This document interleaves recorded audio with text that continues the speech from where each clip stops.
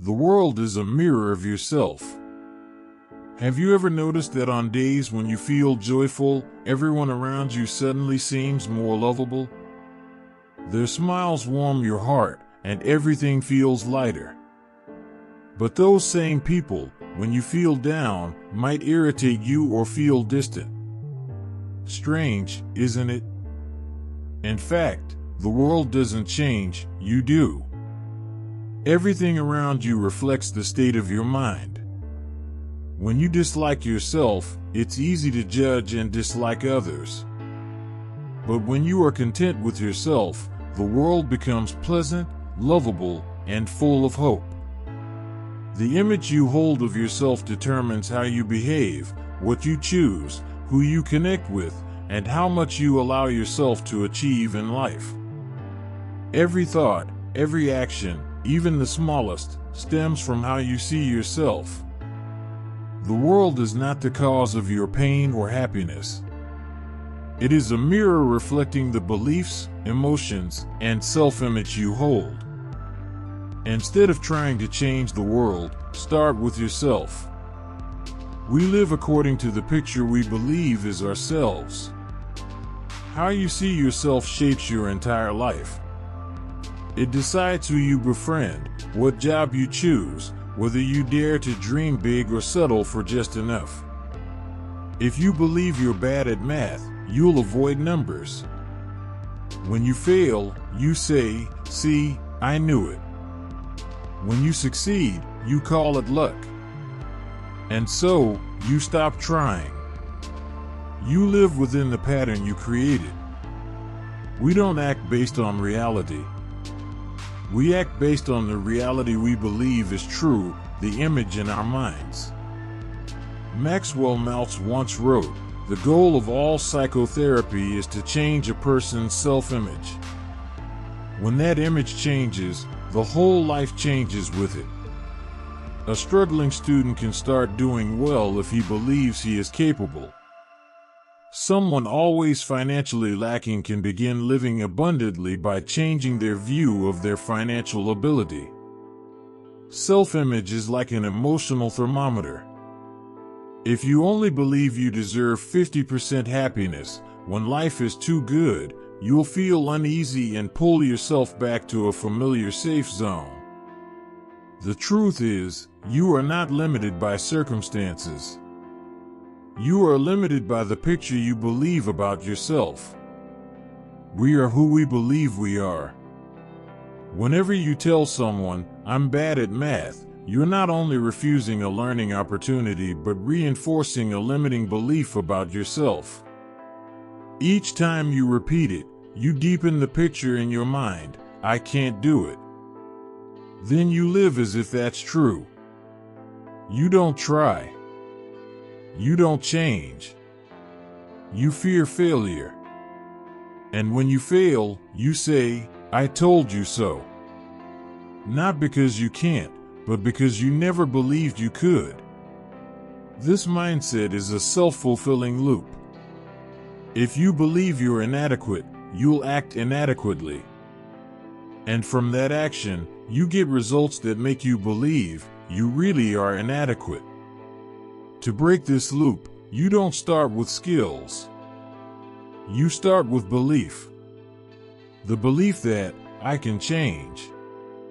I'm not bound by the past. I don't need to be perfect to start. When you change how you talk about yourself, from "I can't" to "I'm learning to do better," you rewrite your life story. Change doesn't start from the outside world. It starts from the picture in your mind. Redraw it.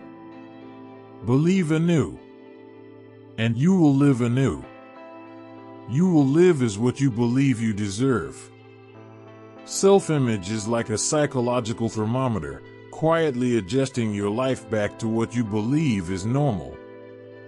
If you believe you only deserve happiness half the time, when joy lasts too long, you'll worry, something bad must be coming, and when the bad does come, you sigh, "I knew it."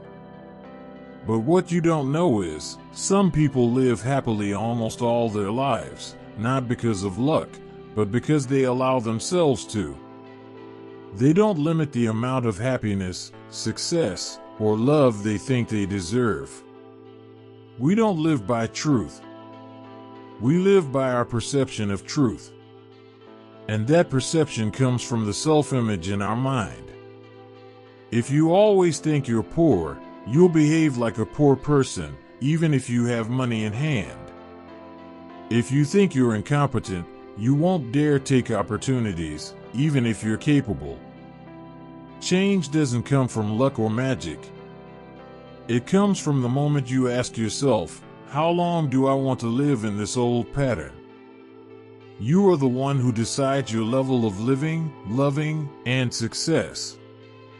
It all starts with one small but powerful thing: changing your self-image.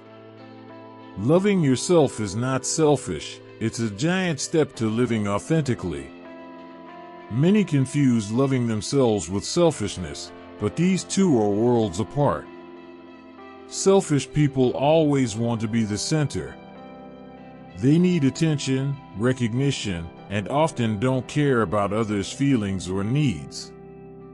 In contrast, true self-love is knowing how to respect yourself while still empathizing with others. Loving yourself means appreciating what you have worked hard for, without boasting. It means seeing both your strengths and weaknesses, accepting them, and actively improving every day. When you have a positive self-image, you easily focus on compliments, acknowledge small successes, and continue growing. Those who don't love themselves tend to cling to criticism, feel inferior, and always think they're not good enough, no matter what others say. Self-love is the foundation to live genuinely and fully, without forcing yourself to please others. It gives you the strength to listen to yourself and choose your own path, not the life others want for you. Your self-image determines what you focus on. How you see yourself silently shapes what you allow yourself to think about and pay attention to in life. With a positive self-image, you easily focus on praise, success, and your potential. But with a negative self-image, no matter how much praise you get, you only notice mistakes, failures, or feelings of unworthiness. This is an important psychological principle. You will always find evidence for what you believe about yourself. If you believe you're inadequate, you focus on failures and ignore small progress. But if you believe in your capability, you find reasons to keep trying. Someone once said, arrogance is a strange disease. Everyone hates it, except those who have it. Indeed, arrogance and self-love are different. True self-love doesn't make you arrogant. It helps you live peacefully, accepting yourself and others as they are. And it all starts with the image you keep in your mind. What do you focus on daily? Praise or criticism? Success or mistakes? The image you choose guides your life. Selfishness is not self-love. Many confuse selfishness with self-love. They think caring about their feelings and putting their needs first is selfish. But that's not true. They're completely different, even opposite. Selfish people always want to be the center of attention. They need recognition and praise, putting themselves above all. They don't really care about others' feelings, as long as they're satisfied. Meanwhile, healthy self-love doesn't need to show off or prove anything. It means understanding your worth and respecting personal needs without harming others. True self-love is feeling proud of your achievements without boasting and mature enough to acknowledge flaws for improvement. It's a deep humility, seeing your strengths and weaknesses clearly while choosing to appreciate yourself. Self-love is also the foundation to love and understand others. You can't give what you don't have. When your inner peace is strong, You don't compete for love, you simply are yourself, and that's enough. A heart that loves itself has the strength to give love and support without feeling loss. It doesn't need to please everyone but always acts with kindness and honesty. So if you ever fear loving yourself makes you selfish, remember, selfish people don't love anyone, not even themselves. But those who truly love themselves know how to love life and the world around them. Self-care, the key to living happily and fully. In today's busy, stressful life, self-care is no longer a choice but a vital need to maintain mental and physical health. Self-care is not just about external acts like healthy eating, exercising, or getting enough sleep. It's also about deeply paying attention to your emotions, thoughts, and true inner needs. Many often neglect themselves because they feel they must care for others or think self-care is selfish. But in reality, you can only give love and help others when you love and care for yourself first. When you're healthy and mentally balanced, you have the energy to face challenges and share joy with those around you. Self-care starts with listening to and accepting yourself. This means not denying uncomfortable or disappointing emotions, but embracing them as a natural part of being human. When you acknowledge these feelings, you understand their causes and find ways to resolve them instead of suppressing or avoiding them. Additionally, self-care includes setting healthy boundaries in relationships. You have the right to say no when something feels inappropriate or beyond your capacity. This helps you avoid stress, burnout, and maintain balance in life. Moreover, nurturing your spirit is crucial in self-care. You can spend time meditating, reading, pursuing hobbies, or simply sitting quietly to reflect.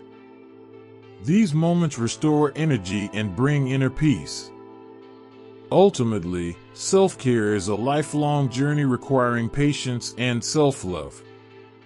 When you know how to care for yourself properly, you experience deep joy, freedom, and lasting happiness, radiating positive energy to those around you.